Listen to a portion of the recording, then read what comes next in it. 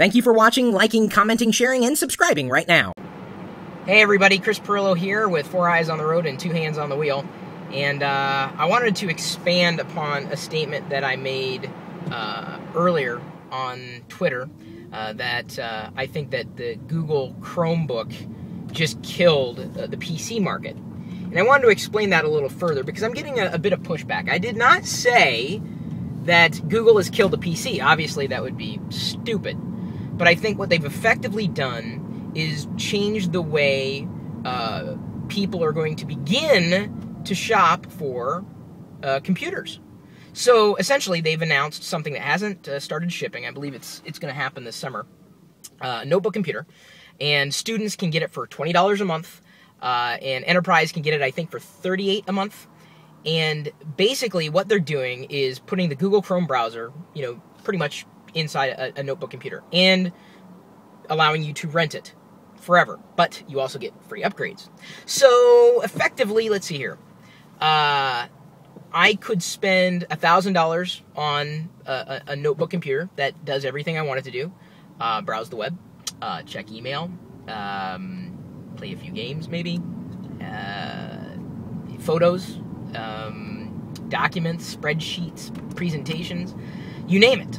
And Google can effectively enable this through their cloud-based services, which you've probably already used in the past or likely will in the future.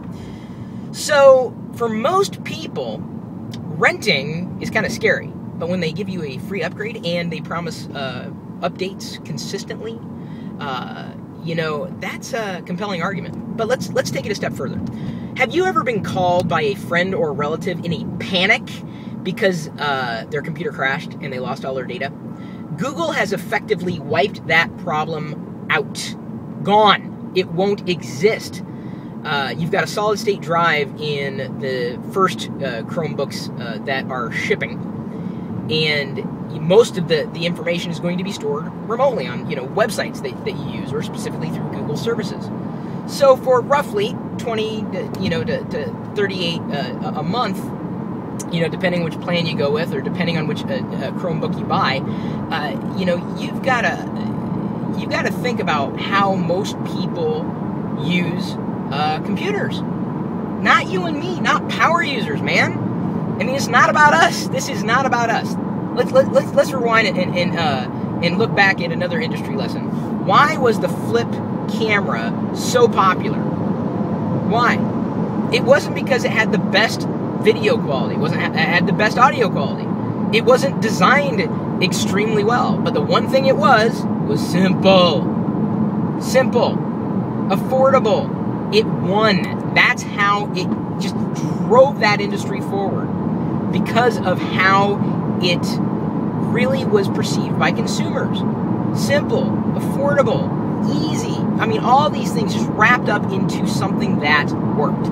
That's why the flip got popular. Of course, since Cisco picked it up and has subsequently killed it, can't really say much about that. That's not the flip's fault. It just could not keep up. So Google's already got those services going on. I'm using Google Docs. I love Google Chrome, and I love a lot of Google products. So it's not that. I think that it's going to be very tough for a consumer to walk into a store these days and look at, well, wait a minute. So if I spend $800 on this one, I get everything here, the hard drive and this and that and the other thing.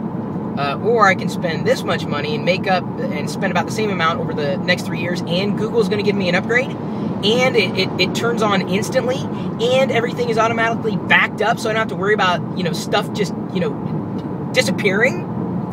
I'm telling you, dude, this is going to change things. Now, it did not kill the PC industry overnight. That's stupid.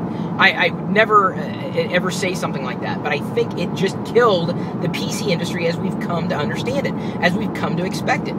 If anybody should be worried at this point, it's not necessarily like the Samsungs and the Acers and the HPs and the Dells. They'll be able to adapt. If anybody should be worried right now, it's Microsoft. Microsoft has to accelerate their strategy to match Google's big time. Windows 8 is going to have a tough sell against this thing. I think about my parents, I think about my cousins. I think about my aunts and uncles. I think about my grandfather. I think about all of my relatives who, you know, just want to get online. They want to do email. They want to do web chat. They just want, I mean, they don't want anything complex. They just need it simple. And they don't want to worry about their computer crashing and losing all that data. Google has eliminated most, if not all, of the headaches that we have as geeks when we have to deal with people who aren't geeks. And I hate to tell you, there is a lot more of them than there are of us. So it's a compelling argument to look at this as a viable alternative for PC users. And Apple should also be looking out too. I think you're going to see, you know, Apple having to shift its strategy, and I think they're in a better position than Google and Microsoft at this point to bridge that gap since they've been accelerating iOS. You notice how some of the beta screencasts and screenshots of macOS 10 Lion are very, very iOS-like. I think Apple's certainly going to be moving the same way. It's not going to happen overnight. It's not, but it's going to change things. And with Google getting into the game, just like they got into the game with Android, it puts everybody on their toes. And I cannot stress this enough. And I'm sorry, I'm using one hand because I'm gesticulating wildly with the other. I know, 2 hands on the wheel, 4 eyes on the road. Either way, I think it just killed the PC industry as we know it. Didn't kill the PC. It's not going to happen overnight. But you have to think about how normal people use computers. Not how you do, not what you want, but how average people, because I hate to say it, geeks, sometimes we're a little ahead of the curve. Either way, it's a compelling argument for anybody. Certainly an amazing price point, amazing value add, and for most people, it will work. Hats off to Google. I think out of all the announcements that happened this week at Google I/O, I have to say that this is the one that I think is the biggest. Yeah, the Google Music thing, I'm more of a subscription music subscription service kind of guy. Not as thrilled about that. I'm interested in the Android in the home though. I absolutely. You remember the video I also did a while back of me driving in the car and saying I think Google's going to be embedded like in a car, you know, like navigation. I think that's where it's headed. And they're pretty much doing what I figured they'd do, and it's specifically by extending it into the home. I think it's a huge win. I would absolutely love to power my home by Android. I would. I'm saying it right now. My phone of choice is at this point something different, but I guess the bar for quality is not as high for home automation devices or PCs, so to speak. Oh yeah, there's another thing to think about. How much, this is another reason why, sorry, not to jump back, I'm sorry I didn't flesh this out, but I was thinking about this too. I thought, well, here's another reason why it's a PC, not a PC killer, but the PC industry killer. OEMs don't make their money in hardware. They make it in services, and they make it by selling value adds to other vendors. So all that crap that you get on a computer when you buy it, whoever made that computer, the OEM, gets paid for installing that icon on your desktop. Gone. It doesn't exist anymore. The value will disappear. I mean, no one likes that. Who likes that? I think 3 people on the planet like the fact that their browser has 5 toolbars installed. I'm not a fan of that. That's just me. Either way, Google has put a serious crimp on the average OEM's ability to upsell services on their PCs by effectively making a better PC. Google has made a better PC. Sorry, hate to say it. Cloud is where it's at. You know, do I trust Google with everything? No more than I trust Microsoft. No more than I trust Apple. No more than I trust Sony. No more than I trust any damn company, okay? It's going this way anyway. Google's just really the first in the fray. Or let me put it to you this way. Maybe not the first to do something exactly like this, but to do it, I think, as well as it could very well be executed upon. Anyway, that's... I could not explain that in 140 characters or less, but I wanted to flesh it out, get my thoughts out about it now, to try to stir up the conversation.